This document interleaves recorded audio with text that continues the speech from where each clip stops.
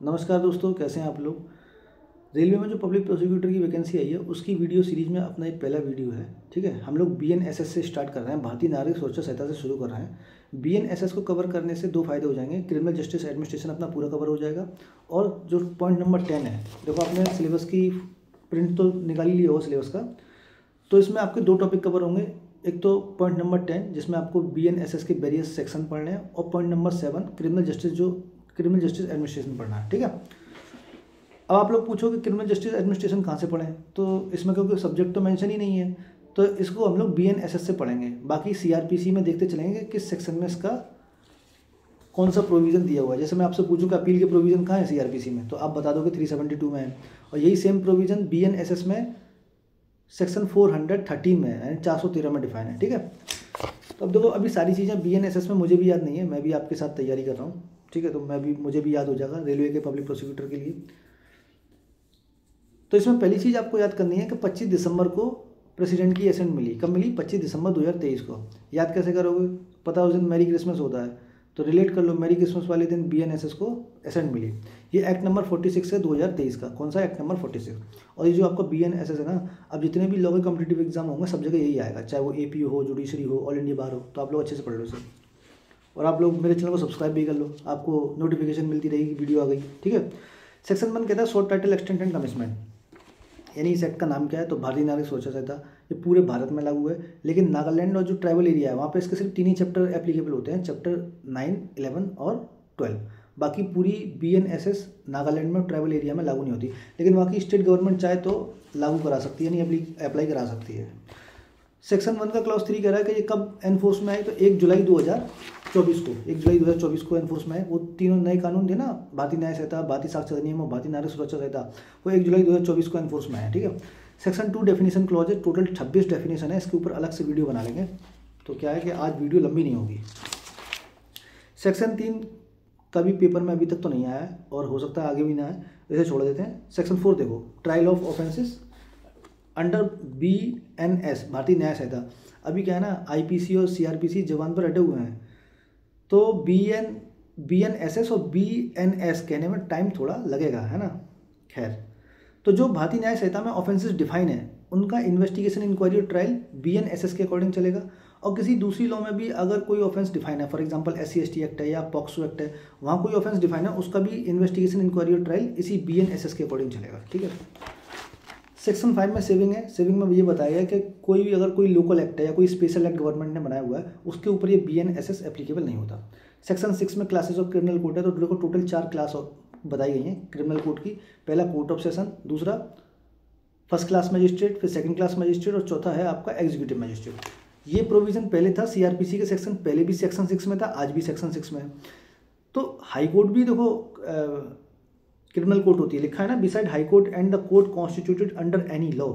High court, और अगर कोई दूसरी कोई कोर्ट बनाई गई है किसी कानून में, जैसे SC/ST एक्ट में मान लो कोई कोर्ट बना दी, या पॉक्सो एक्ट में कोई कोर्ट बना दी, तो वो भी क्रिमिनल कोर्ट के नाम से जाने, वो भी क्रिमिनल कोर्ट होगी। उसके अलावा ये 4 कोर्ट और हैं, कौन सी? Court of session, first class magistrate, second class magistrate और एग्जीक्यूटिव मजिस्ट्रेट। सेक्शन 7 कहता है टेरिटोरियल डिवीजन। तो for the purpose of effective judicial administration के इफेक्टिव पर्पज के लिए जो प्रत्येक राज्य है ना, every state shall be divided into session division. ठीक है, प्रत्येक राज्य को सेशन डिवीजन में बांटा जाएगा, और and every session division shall be a district, और प्रत्येक सेशन डिवीजन डिस्ट्रिक्ट होगा। ठीक है, अब उस सेशन डिवीजन की मान लो लिमिट अगर अल्टर करनी है तो कौन कर सकता है? स्टेट गवर्नमेंट करेगी। किससे कंसल्ट करके? हाई कोर्ट से कंसल्ट करके, है ना। मान लो कोई सेशन डिवीजन है, उसकी लिमिट, उसकी जो एरिया है उसको अल्टर करना है,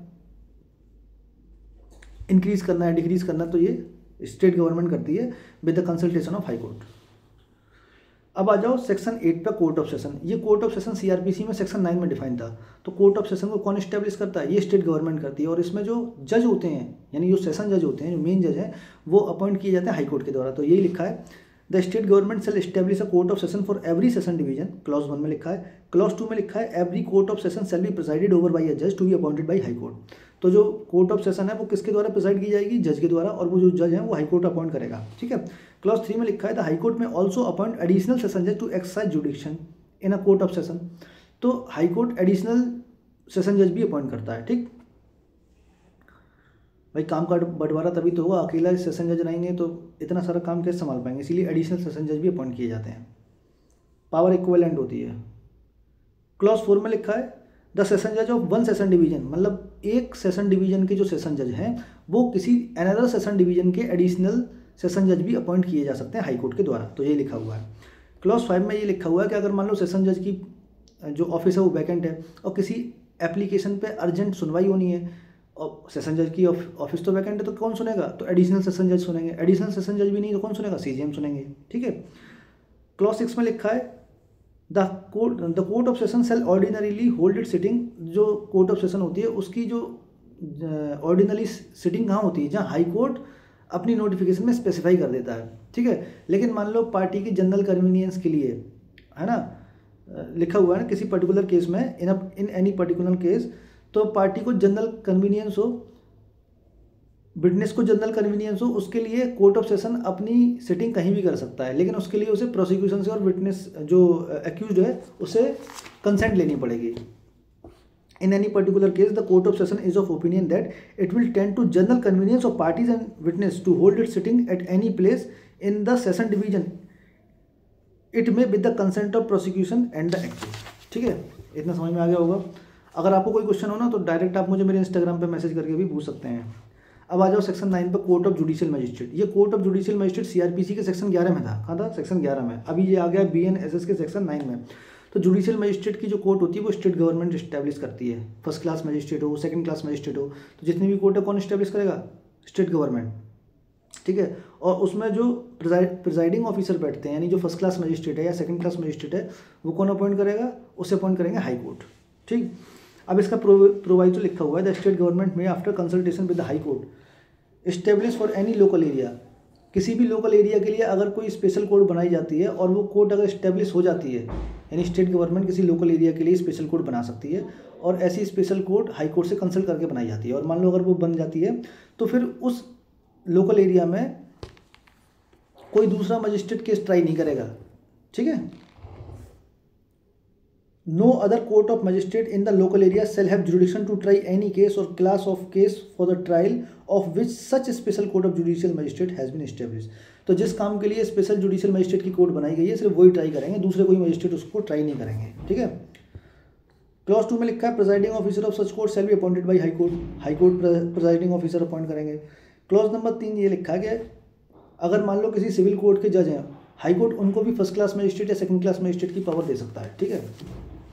अब आ जाओ इसके सेक्शन 10 पे, सीजीएम और एसीजीएम की कोर्ट। ये सीजीएम और एसीजीएम की कोर्ट सीआरपीसी के सेक्शन 12 में होती थी, कहाँ होती थी, सेक्शन 12 में, यहाँ सेक्शन 10 में है। तो ये लिखा हुआ है कि in every district the high court shall appoint a first class judicial magistrate of first class to be a CGM. High court first class magistrate को सीजीएम अपॉइंट करेगा। उसके बाद क्लॉज 2 में लिखा है the high court may also appoint, high court may appoint any judicial magistrate of first class to be an additional chief judicial magistrate. तो high court first class magistrate को ही ACGM भी नियुक्त करेगा, ठीक है, और उसके पास वही सेम सीजीएम जैसी पावर होती हैं। उसके बाद क्या लिखा है, the high court may designate any judicial magistrate of first class in any sub division as a sub divisional judicial magistrate. अब किसी भी फर्स्ट क्लास मजिस्ट्रेट को किसी भी सब डिवीजन के लिए वो सब डिविजनल जुडिशियल मजिस्ट्रेट बना सकता है, ठीक है, तो हाई कोर्ट करेगा।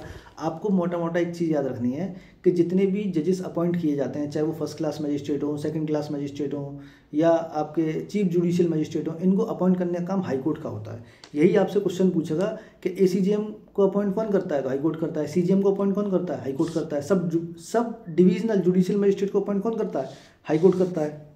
उसके बाद सेक्शन 11 में स्पेशल जुडिशियल मजिस्ट्रेट्स हैं। अब स्पेशल जुडिशियल मजिस्ट्रेट कौन करेगा अपॉइंट, हाई कोर्ट करता है। हाई कोर्ट में if requested by high court और स्टेट गवर्नमेंट, अगर मान लो स्टेट गवर्नमेंट या सेंट्रल गवर्नमेंट रिक्वेस्ट करती है हाई कोर्ट से कि स्पेशल जुडिशियल मजिस्ट्रेट को अपॉइंट किया जाए, तो हाई कोर्ट अपॉइंट कर देगा। और इनका टेन्योर कितना होता है, 1 साल से ज़्यादा नहीं होगा, है ना, 1 साल के लिए अपॉइंट किए जाते हैं, लिखा हुआ है क्लॉज 2 में। तो इतना ही आपको याद रखना और कुछ नहीं याद रखना। अब उसके बाद देखो लोकल जुरिडिक्शन बताया गया है सेक्शन 12 में। आपका लोकल जुरिडिक्शन सीआरपीसी में किस सेक्शन में था, सेक्शन 14 में, 14 में, ठीक है। यहाँ किस सेक्शन में, सेक्शन 12 में है। तो जो सीजीएम होते हैं ना, हाई कोर्ट के कंट्रोल में रह के subject to the control of high court, CGM time to time limit decide करते रहते हैं कि जो फर्स्ट क्लास मजिस्ट्रेट है या सेकंड क्लास मजिस्ट्रेट है उसका क्या ज्यूरिडिक्शन होगा, वो लिमिट डिसाइड करते रहते हैं। तो यही सारी चीज़ें इसमें लिखी हुई हैं। आपसे ये पूछा जाएगा इसमें कि जो लिमिट डिसाइड करने का काम है वो किसका होता है, तो सीजीएम डिसाइड करते हैं, ठीक है। और तो इसमें कुछ खास इंपॉर्टेंट है नहीं। अब चलते हैं आगे, सबऑर्डिनेशन ऑफ जुडिशियल मजिस्ट्रेट, ये पढ़ लो। जो फर्स्ट क्लास मजिस्ट्रेट है या सेकंड क्लास मजिस्ट्रेट है वो किसके सबऑर्डिनेट है, वो सीजीएम के सबऑर्डिनेट है। और जो सीजीएम है वो किसके सबऑर्डिनेट है, वो सेशन जज के। तो लिखा हुआ है कि every chief judicial magistrate shall be subordinate to session जज, किसके सबऑर्डिनेट है, सेशन जज के। And every other judicial magistrate shall subject to general control of session जज बी सबऑर्डिनेट टू सीजेएम। तो जितने भी मजिस्ट्रेट्स होते हैं वो सीजीएम के सबऑर्डिनेट होते हैं, और जो सीजीएम होते हैं वो किसके सबऑर्डिनेट होते हैं, वो सेशन जज के सबऑर्डिनेट होते हैं। और जो एडिशनल सेशन जज होते हैं ना वो सेशन जज के इक्विवेलेंट होते हैं, ठीक है। उनके पास पावर फंक्शन पूरे सेशन जज के इक्विवेलेंट होती है। अब आ जाओ एग्जीक्यूटिव मजिस्ट्रेट पे। तो देखो आपका ये वाला टॉपिक पूरा हो गया, classes of criminal code and it's जुडिक्शन in India, ठीक है। अब आगे इसमें एग्जीक्यूटिव मजिस्ट्रेट भी डिफाइन है, आपके सिलेबस में लिखा हुआ है। तो वैसे तो देखो थ्योरेटिकल नॉलेज लिखी हुई है सेक्शन 14 के अंदर। इसमें लिखा है कि प्रत्येक राज्य में प्रत्येक राज्य कह रहा हूँ, प्रत्येक डिस्ट्रिक्ट में स्टेट गवर्नमेंट अपॉइंट करती है एग्जीक्यूटिव मजिस्ट्रेट को। The state government may appoint as many person as it think fit to be executive magistrate and shall appoint one of them to be the district magistrate. तो state government executive magistrate को appoint करेगी और उन्हीं में से एक को उठा के डीएम बना देगी, ठीक है। उसके बाद लिखा है the state government may appoint any executive magistrate to be an additional district magistrate. तो जो एडीएम होते हैं एडिशनल डिस्ट्रिक्ट मजिस्ट्रेट, इसको भी स्टेट गवर्नमेंट अपॉइंट करती है। तो आपको ये ध्यान रखना है कि एग्जीक्यूटिव मजिस्ट्रेट कौन अपॉइंट करता है, स्टेट गवर्नमेंट अपॉइंट करती है। एडीएम कौन अपॉइंट करता है, एडीएम मतलब किसके द्वारा अपॉइंट किया जाता है, तो वो भी स्टेट गवर्नमेंट के द्वारा किया जाता है। अब इसका देखो पॉइंट 3 देखो, when ever in consequence in the office of a DM become vacant. अब यही है कि डीएम का अगर ऑफिस वैकेंट है तो उसका काम कौन करेगा, तो एनी ऑफिसर सक्सीड टेम्परेली, तो जो उसका ऑफिसर सक्सीड करेगा वही सारे काम करेगा। Temporarily to the executive administration of the district such officer shall pending the order of the state government exercise all the power and perform all the duties respectively conferred and imposed by the Samhita on the DM, ठीक है। तो DM को अगर office vacant है तो जो उसके office को सक्सीड कर सकता है, जो सक्सीड करेगा तो वही सारे डीएम के काम करेगा। क्लॉज 4 में लिखा है द स्टेट गवर्नमेंट में place an executive magistrate in charge of a sub division. तो जो एग्जीक्यूटिव मजिस्ट्रेट है स्टेट गवर्नमेंट किसी भी सब डिवीजन का इंचार्ज बना सकती है एग्जीक्यूटिव मजिस्ट्रेट को, और उसे सब डिविजनल मजिस्ट्रेट बोला जाएगा, यही एसडीएम होता है ना। स्टेट गवर्नमेंट किसी भी एग्जीक्यूटिव मजिस्ट्रेट को प्लेस करेगी in charge of a sub division का इंचार्ज बना देगी, और इसी को सब डिविजनल मजिस्ट्रेट बोला जाएगा, ठीक है। अब इस सेक्शन का हम लोग प्रैक्टिकल नॉलेज लेंगे। अभी कुछ दिन में भैया आएंगे मेरे, वो एग्जीक्यूटिव मजिस्ट्रेट ही हैं, तो उनसे बात करेंगे बैठ के। मैं उनके साथ एक वीडियो बनाऊँगा कि भैया आपकी पावर क्या है, आपका रोल क्या है, आपके फंक्शन क्या है, ठीक है। तो आपका ये पूरा टॉपिक कंप्लीट हो जाएगा क्लासेस ऑफ क्रिमिनल कोड का, क्योंकि इसमें थ्योरेटिकल नॉलेज लिखी है कि एक डिस्ट्रिक्ट मजिस्ट्रेट होंगे, उनको स्टेट गवर्नमेंट अपॉइंट कर, एग्जीक्यूटिव मजिस्ट्रेट को स्टेट गवर्नमेंट अपॉइंट करेगी और उसमें से एक को उठा के डीएम बना दिया जाएगा। फिर उसके बाद स्टेट गवर्नमेंट एडीएम बनाएगी। ऐसे ही एक एग्जीक्यूटिव मजिस्ट्रेट होगा, उसको स्टेट गवर्नमेंट किसी भी सब डिवीजन का इंचार्ज बनाएगी, उसको हम सब डिविजनल मजिस्ट्रेट बोलेंगे, है ना। तो ये थ्योरेटिकल नॉलेज है। हम लोग प्रैक्टिकल डिस्कशन करेंगे, भैया आ जाएंगे कुछ दिन में, तो वो एग्जीक्यूटिव मजिस्ट्रेट ही हैं, उनके साथ अपन एक वीडियो बनाएंगे, तो उनसे ये पता चल जाएगा कि उनकी पावर क्या है, फंक्शन क्या है और उनकी ड्यूटीज़ क्या है, ठीक है फ्रेंड्स। आगे इसमें क्या दिया हुआ है, आगे इसमें स्पेशल एग्जीक्यूटिव मजिस्ट्रेट बताया गया है, local जुडिक्शन of executive magistrate, subordination of executive magistrate, ठीक है। तो अब अपन लोग अगली वीडियो में पब्लिक प्रोसिक्यूटर से स्टार्ट करेंगे। तो आपका कितना टॉपिक हो जाएगा, आपका टॉपिक हो जाएंगे classes of criminal code and it's जुडिक्शन हो गया, एग्जीक्यूटिव मजिस्ट्रेट हो गया, और एग्जीक्यूटिव मजिस्ट्रेट को एक बार और अच्छे से कर लेंगे, भैया आ जाएंगे तब कर लेंगे। फिर उसके बाद पब्लिक प्रोसिक्यूटर अपन आगे वाली वीडियो में करेंगे। अब ये जो पब्लिक प्रोसिक्यूटर है ये सेक्शन 18 के अंदर है, कहाँ है, BNSS में सेक्शन 18 के अंदर है, और जो असिस्टेंट पब्लिक प्रोसिक्यूटर होते हैं वो सेक्शन 19 में होंगे मेरे ख्याल से। हाँ, सेक्शन 19 में असिस्टेंट पब्लिक प्रोसिक्यूटर है। पुरानी CRPC में यही एक पब्लिक प्रोसिक्यूटर थे सेक्शन 24 में, और असिस्टेंट पब्लिक प्रोसिक्यूटर थे सेक्शन 25 में। तो इसी तरीके से अपन एक कंपैरिजन करते चलेंगे कि BNSS में अगर कोई प्रोविज़न दिया तो वो CRPC में कहाँ है, ठीक है। तो फ्रेंड्स, अगर आपको वीडियो अच्छी लगी हो तो वीडियो को लाइक करें और अपने फ्रेंड्स में सब्सक्राइब शेयर कर दें। और अगर आपका कोई क्वेश्चन है, कोई क्वेरी है, तो आप लोग मुझे डायरेक्ट मेरे इंस्टाग्राम पे मैसेज करके पूछ सकते हैं। इंस्टाग्राम की ID का लिंक आपको डिस्क्रिप्शन बॉक्स में मिल जाएगा। तो इस वीडियो डिस्क्रिप्शन में बस इतना ही था। Thank you.